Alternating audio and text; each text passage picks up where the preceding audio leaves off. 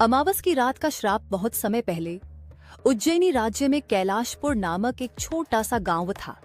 यह गांव बहुत ही शांत और समृद्ध था, लेकिन इसके पास ही एक प्राचीन किला था जिसे लोग श्रापित महल कहते थे। कहा जाता था कि अमावस की रात को वहां अजीब घटनाएं होती थीं, रोने की आवाजें आती थीं, किले में अजीब परछाइयां दिखती थीं और जो भी अंदर गया वह कभी लौटकर नहीं आया। राजा विक्रमादित्य ने जब यह सुना तो वे सच्चाई जानने के लिए खुद वहां जाने का निर्णय लिया।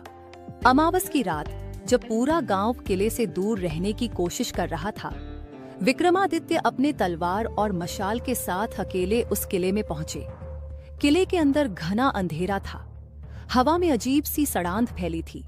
राजा ने जैसे ही अंदर कदम रखा, एक रहस्यमयी आवाज आई, कौन है जो इस श्रापित महल में आया है? राजा सतर्क हो गए। उन्होंने चारों ओर देखा लेकिन कोई नहीं दिखा। तभी अचानक एक छाया उनके सामने प्रकट हुई। वह एक सुंदर युवती थी, लेकिन उसकी आंखें शून्य में देख रही थीं, जैसे वह जीवित होते हुए भी मरी हुई हो। युवती बोली, राजा, इस किले का रहस्य जानने आए हो तो सुनो। इस किले में एक भयानक श्राप है। सदियों पहले इस महल के राजा ने एक निर्दोष तांत्रिक की हत्या कर दी थी। मरते समय तांत्रिक ने श्राप दिया कि अमावस की हर रात इस किले में अतीत के पाप दोहराए जाएंगे और जो भी इसे रोकने की कोशिश करेगा वह भी श्रापित हो जाएगा। राजा विक्रमादित्य ने युवती से पूछा, और तुम कौन हो? युवती की आंखों में आंसू आ गए।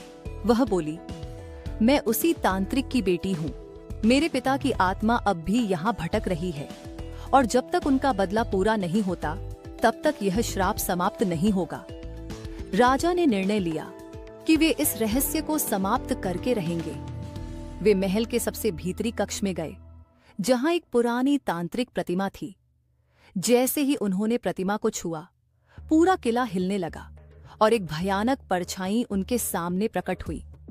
वह परछाई तांत्रिक की आत्मा थी।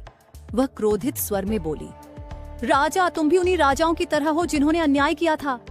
अब तुम भी इस श्राप के भागीदार बनोगे।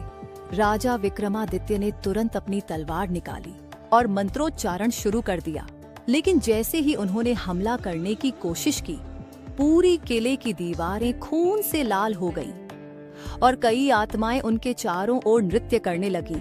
इस सस्पेंस से भरा अंत अब तक बेताल की कहानी सुनते हुए राजा विक्रमादित्य पूरी तरह से डूब चुके थे। वे जानना चाहते थे कि राजा विक्रमादित्य उस किले के श्राप से बच पाए या नहीं। लेकिन तभी बेताल हंस पड़ा और बोला, राजा, आप बताओ, क्या राजा विक्रमादित्य उस श्राप से बच पाए? क्या उन्होंने तांत्रिक की आत्मा को शांत किया?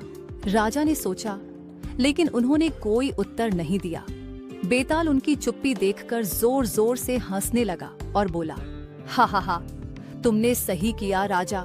यदि तुम बोलते तो मैं फिर उड़ जाता, लेकिन यह जान लो कि कुछ रहस्य कभी हल नहीं होते और कुछ कहानियां कभी पूरी नहीं होती। इतना कहकर बेताल फिर से हवा में विलीन हो गया और राजा विक्रमादित्य को एक और बार उसे पकड़ने श्मशान की ओर लौटना पड़ा।